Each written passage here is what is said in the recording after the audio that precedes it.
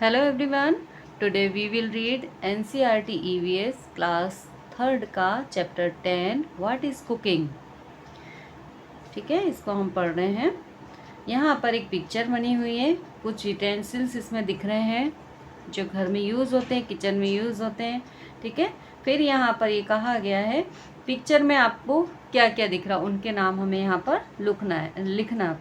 जैसे मैंने यहाँ पर हमें कढ़ाई दिख रही है, ये पॉट है ना, तवा है, फ्राइंग पैन है, स्पैचुला है, कुकर है। ठीक है, तो यहाँ पर मैंने ये 4 नाम लिखे हैं, बाकी आप सर्च करके लिखिएगा pan, Tawa, spatula and cooker. Okay, other नाम you will write.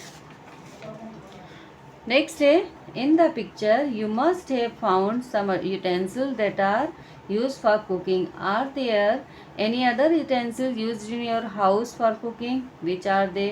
यहाँ पर यही कहा गया है कि पिक्चर में आपको ये सब यूटेंसिल्स दिख रहे थे, इसके अलावा भी आपके घर में कुछ ऐसे यूटेंसिल्स यूज़ होते हैं जो यहाँ पर नहीं है, तो उनके नाम आपको लिखना है यहाँ पर।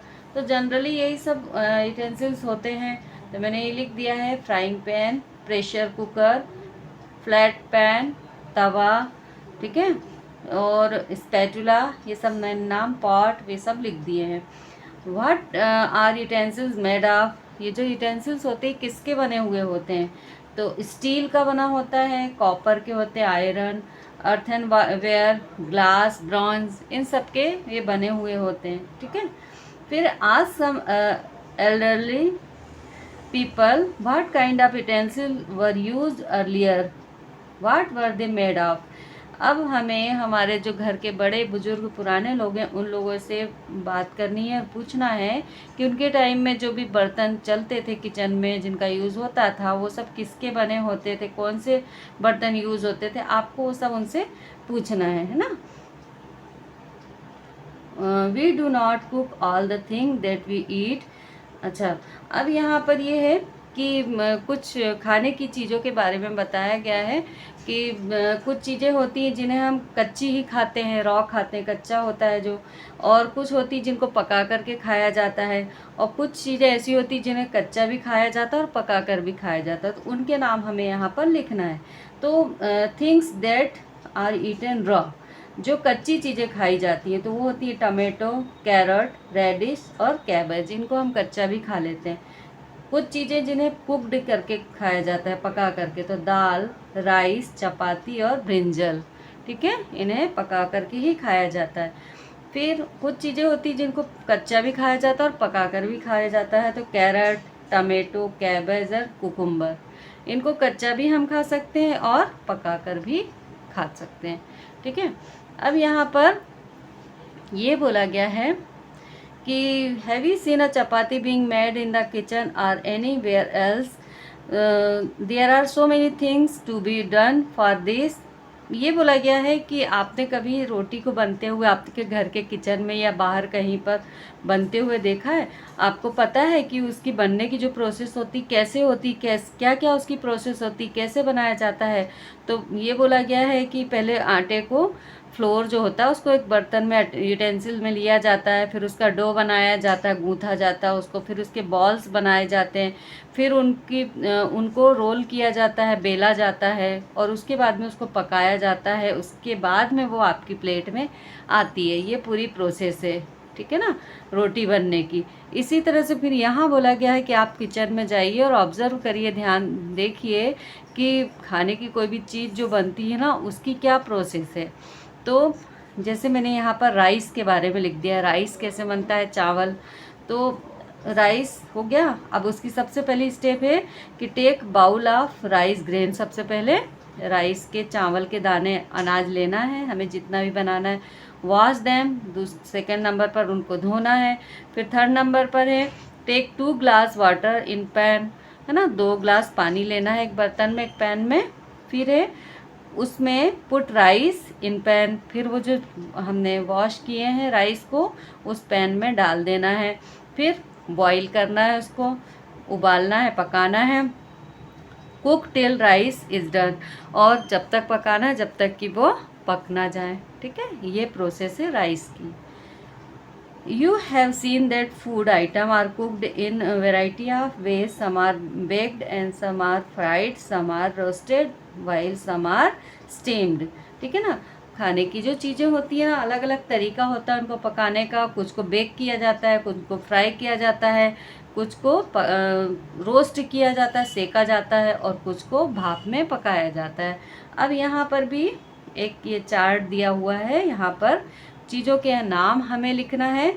मेथड ऑफ कुकिंग है ना, पकाने का तरीका। यहाँ पर पकाने के तरीके के नाम लिखे हैं। रोस्टिंग मतलब सेकना, बॉईल मतलब उबालना, फ्राइंग मीन्स तलना, बेक मीन्स बेक करना है ना, और स्टीमिंग मीन्स भाप से पकाना। तो ये तरीके हैं पकाने के। अब कौन सी चीज़ को इनके द्वारा किया जाता है, नेम ऑफ थिंग। तो रोस्ट क्या क्या किया जाता है, सेकते किस किस को है, तो पापड़ को, कॉर्न को, भुट्टे को, है ना। फिर बॉईल किनको कहते हैं, तो पोटैटो मीन्स आलू को, राइस मीन्स चावल को, इनको उबाल करके खाया जाता है। फ्राई किन किन को किया जाता है, पूरी को तलते हैं ना हम, और पकोड़े, इनको हम तल करके खाते हैं। फिर बेक किसको करते हैं, तो केक को करते हैं, ठीक है। और स्टीम से किसको पकाते हैं, तो इडली को, ढोकले को, और भी इस तरह की बहुत सारी चीज़ें हैं जिनको स्टीम से पकाया जाता है। यहाँ पर हम इन फूड आइटम के नाम लिख लेंगे।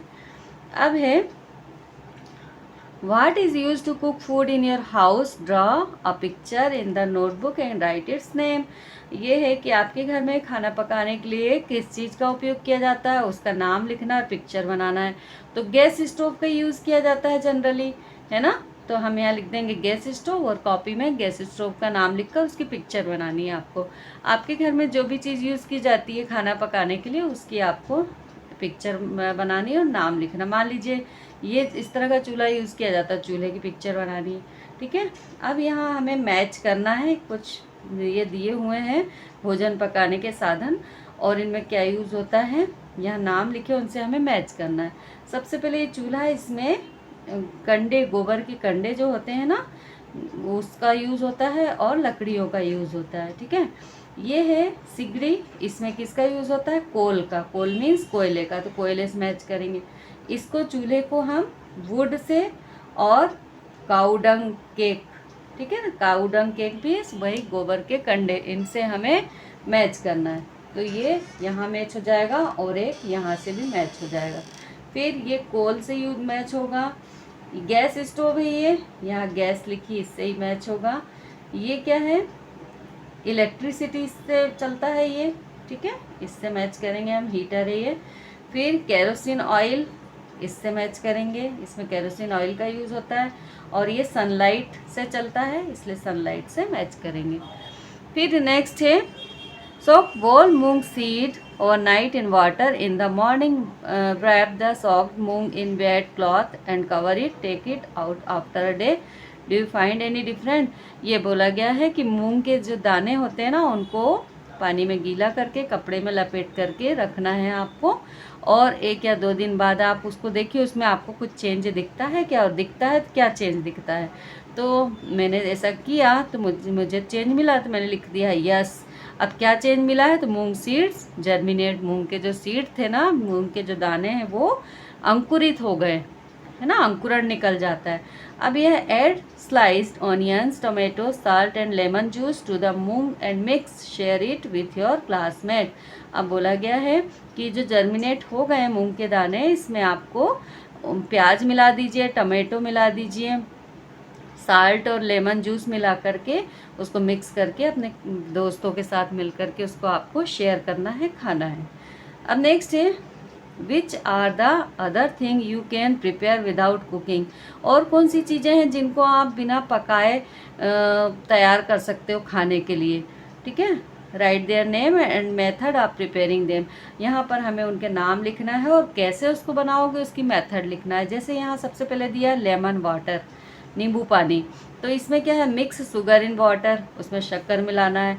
ऐड लेमन जूस, उसमें लेमन जूस मिलाना है। स्ट्रेन इट, ठीक है, स्ट्रेन करना है, और फिर लेमन वाटर इज़ रेडी, है ना। उन दोनों को मिक्स कर लेंगे तो लेमन वाटर तैयार हो गया। अब इसी तरह से हम फ्रूट कस्टर्ड तैयार कर सकते हैं।